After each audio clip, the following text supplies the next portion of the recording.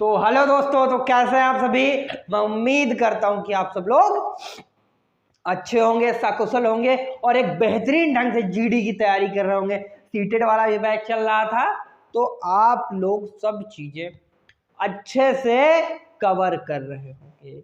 और किसी ने कहा है कि जीतने में मजा ही तब है जब संघर्ष बड़ा देर तक किया जाए, जब संघर्ष पूरे जुनून के साथ किया जाए। हार कर जीतने वाले को बाजीगर कहते हैं, यानी कि जब आप हारेंगे नहीं तो जीतने का मजा नहीं आएगा।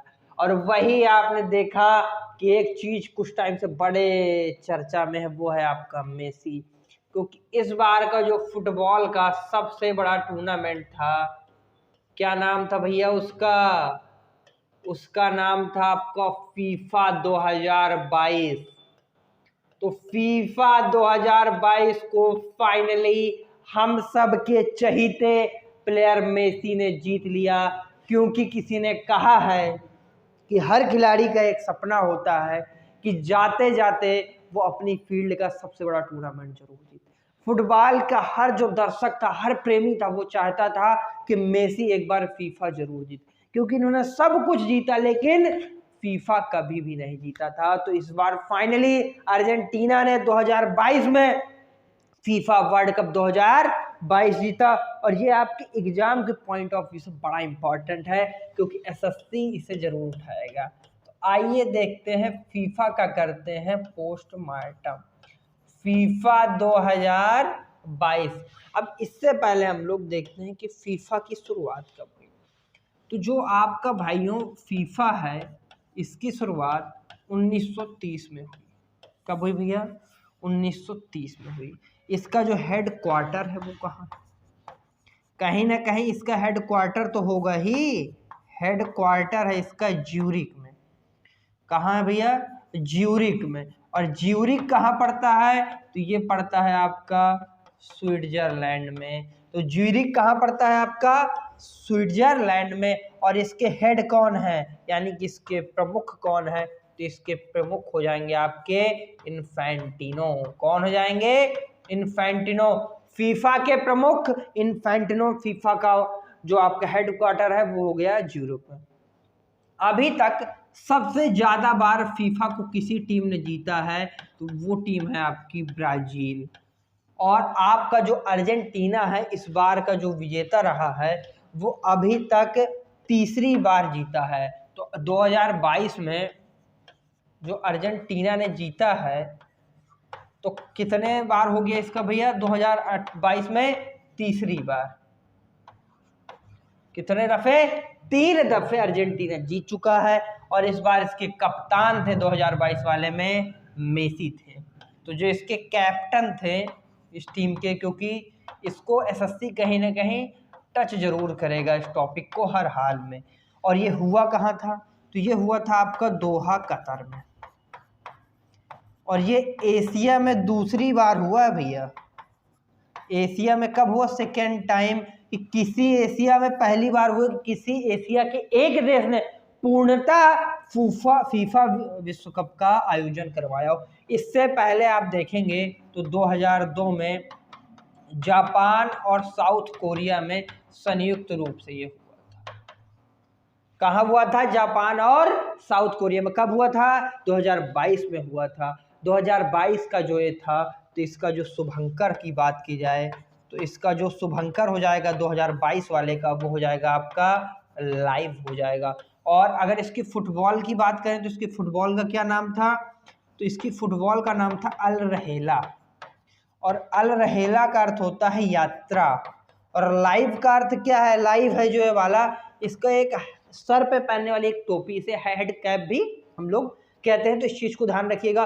और ये जो फुटबॉल थी इसको डिजाइन किसने किया? तो आपने कंपनी का नाम सुना होगा, एडिडास। तो एडिडास ने इस फुटबॉल को डिजाइन किया। और ये फुटबॉल से क्या हुआ इस बार? फीफा वर्ल्ड कप को, जिसका नाम था अल रहेला। 2022 में 22वीं बार हुआ। चलिए नया पेज लेता है। इससे पहले अगर देखें 2021 में, तो ये हुआ था आपका रसिया में। कहाँ पर? रूस में। और कौन सा नंबर था? 21वीं बार हुआ था। तो क्योंकि 4 साल में ये होता है, सॉरी 2018 में रसिया में हुआ था। हर 4 वर्ष में इसका आयोजन फीफा किया जाता है। तो अब 2018 से अगर आप देखेंगे, 2018 से देखेंगे तो 4 साल बाद भैया क्या हो गया 2022। तो 2022 में आपका दोहा कतर में, और कौन सा वाला था भैया, ये 22वीं बार था। और इसमें भारत की तरफ से कौन शामिल हुआ, तो जगदीप धनखड़, और आप इनका नाम तो जानते ही होंगे क्योंकि ये भारत के उपराष्ट्रपति हैं। और इस ट्रॉफी का जो उद्घाटन किया था वो आपकी दीपिका पादुकोण ने किया था। तो ट्रॉफी का जो उद्घाटन था किसने किया था, दीपिका पादुकोण ने। और ये अभी तक की स्पोर्ट इतिहास की सबसे महंगी ट्रॉफी थी, यानी कि 144 करोड़ इस ट्रॉफी की कीमत है। यानी कि ये इसके साथ अभी तक के इतिहास की सबसे महंगी ट्रॉफी हो जाएगी। कौन सी आपकी, जो इस बार की फीफा 2022 की थी। तो इस चीज को आप ध्यान रखिएगा। सबसे ज्यादा बार फीफा कौन जीता, आपका ब्राजील जीता। शुरुआत कब हुई थी, 1930 में हुई थी। इसके जो मुखिया हैं आपको मैं बता ही चुका हूं, इसका जो मुख्यालय है वो भी बता चुका, ज्यूरिक स्विट्जरलैंड। 2022 में 18 में कहा हुआ, रूस में हुआ। जीता कौन, तो आपका जो इस बार की रनर अप टीम है यानी कि फ्रांस, तो 2021 में इसको फ्रांस ने ही जीता था।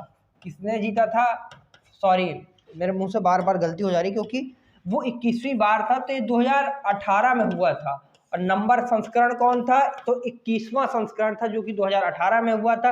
वो हुआ था फ्रांस, इसको जीता था, रूस में हुआ था। 2022 वाला मैं आपको बता चुका हूं, दोहा कतर में हुआ। जीता किसने, अर्जेंटीना ने। हराया किसको, तो फ्रांस को हरा के जीता। तो 2022 को में जो हुआ था, जीता किसको, किसने जीता भैया, तो अर्जेंटीना ने इसको भैया जीत लिया।